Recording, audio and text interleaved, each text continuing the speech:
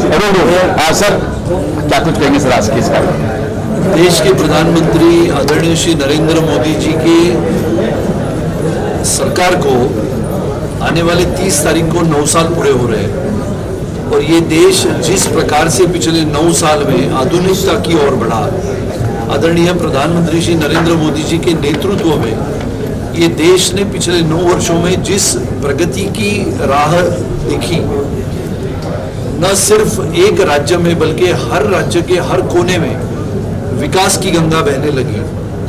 और आदरणीय मोदी जी को हम धन्यवाद इसके लिए भी देते हैं कि बहुत सारी योजनाएं उन्होंने कल्पकता से इस देश के छोटे छोटे बेटियों के लिए उन्होंने बनाई। शिक्षा का क्षेत्र हो, सेना का क्षेत्र हो, अलग अलग क्षेत्रों में हमारी बेटियां पढ़े बढ़े आगे चले, इसके लिए उन्होंने बेटी बढ़ाओ बेटी पढ़ाओ अभियान, जो अलग अलग अभियानों से भी सर्वश्रेष्ठ है।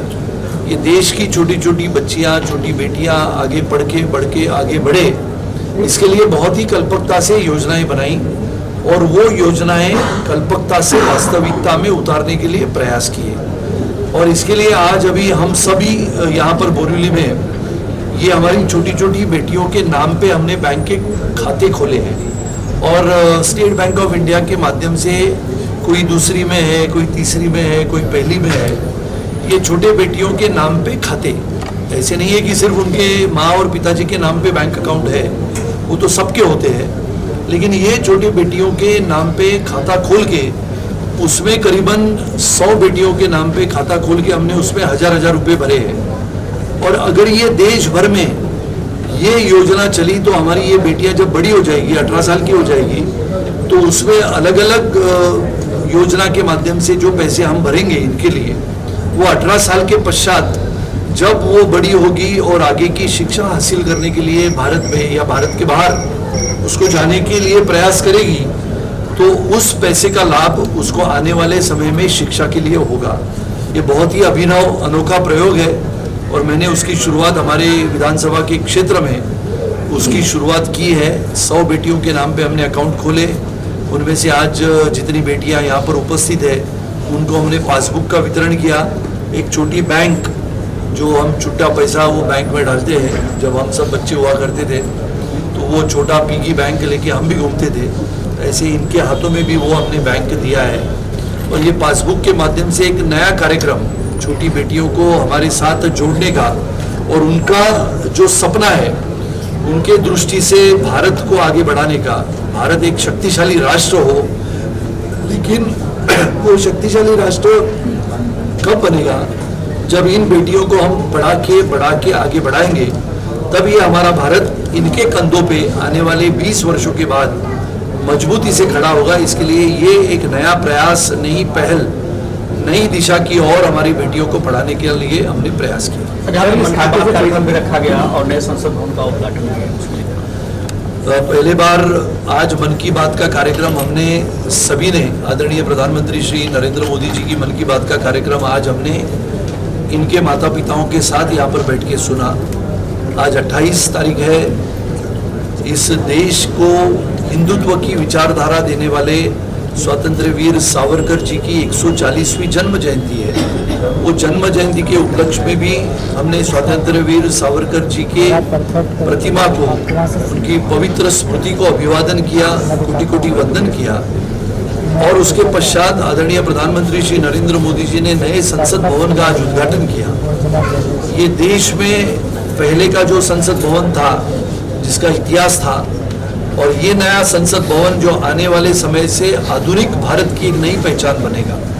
स्वतंत्रता का संग्राम, स्वतंत्रता का इतिहास, आज़ादी के वो 75 वर्ष जिसको हम अमृत महोत्सव कहते हैं, वो सभी बातों का, सभी चीज़ों का और सभी घटनाओं का इतिहास हमारे पुराने संसद भवन में है।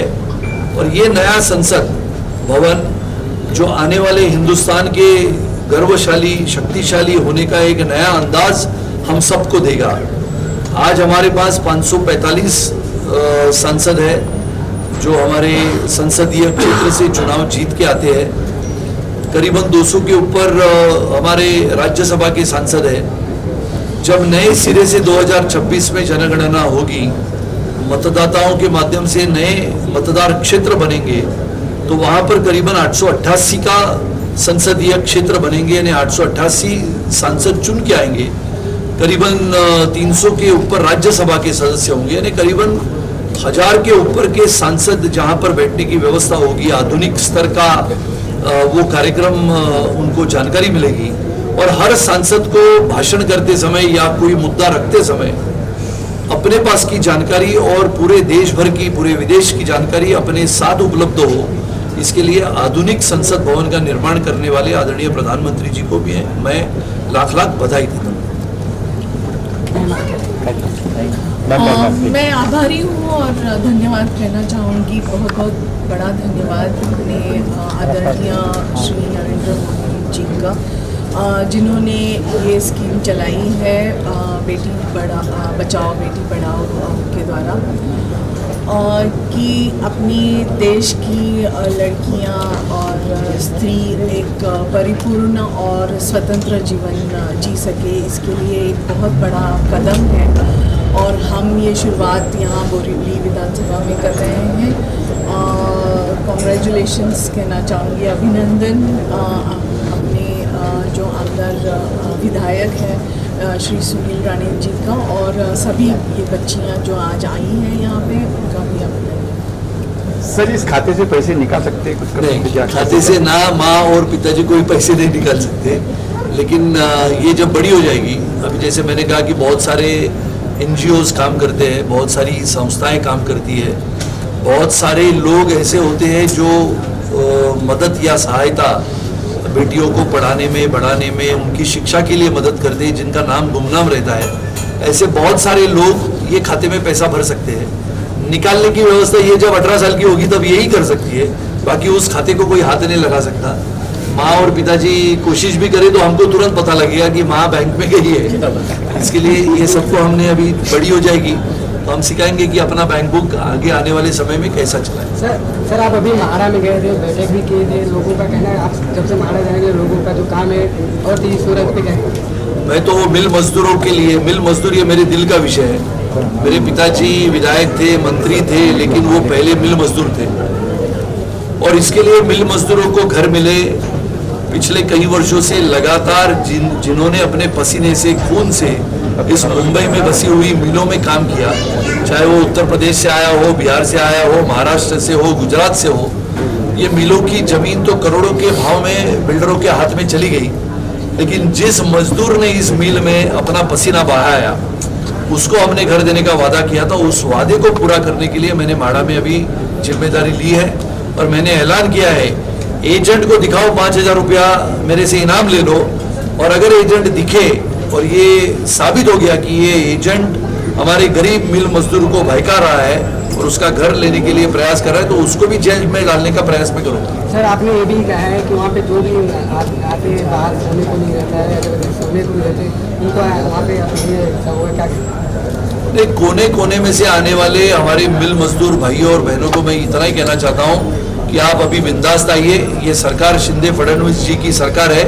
और उसमें मिल मजदूरों को हक का घर देने के लिए जिम्मेदारी मेरे ऊपर दी हुई है और निश्चित रूप से विश्वासपूर्ण वातावरण में अपने मिल मजदूरों का सम्मान करते हुए उसको घर देने का प्रयास मैं करूंगा। कोई एजेंट या कोई भी व्यक्ति गुमराह करने की कोशिश करेगा और ये साबित हुआ तो निश्चित रूप से वो एजेंट को जेल के दरवाजे खोल के उसको अंदर डाल। सर लाखो मिल मजूर आहेत, तुम्ही या लाखो मिल मजूरमध्ये कसं पोहोचणार आहात आणि त्यांच्यासाठी काय काय तुम्ही प्लॅनिंग केलेलं आहे?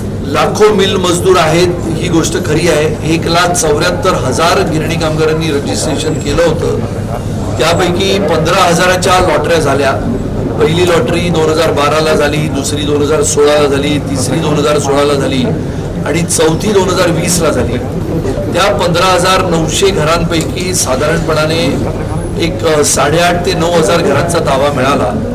उरलेल्या घरांचा ताबा काही गोष्टींमुळे रखडला होता, पण येणाऱ्या 1.5 महिन्यामध्ये पहिल्यांदा 1,000 घरांच्या चाव्या या आम्ही आमच्या मिल कामगारांना देणार आहोत, गिरणी कामगारांना देणार आहोत। उरलेल्या जवळजवळ 6,000 चाव्या ज्याच्यामध्ये काही घरांची दुरुस्ती रखडलेली आहे, कोरोनाच्या कालावधीमध्ये ही घरं विलगीकरण कक्षाला दिली होती, त्यामुळे ही गरज सुद्धा दुरुस्त करून येणाऱ्या काही महिन्यामध्ये त्याच्या लॉटऱ्या करून ज्यांच्या लॉटऱ्या राहिल्या असतील त्या आपल्या गिरणी कामगाराला हे सरकार न्याय देण्याच्या भूमिकेमध्ये येणाऱ्या 90 दिवसामध्ये काम करणार. थँक्यू. धन्यवाद. चला.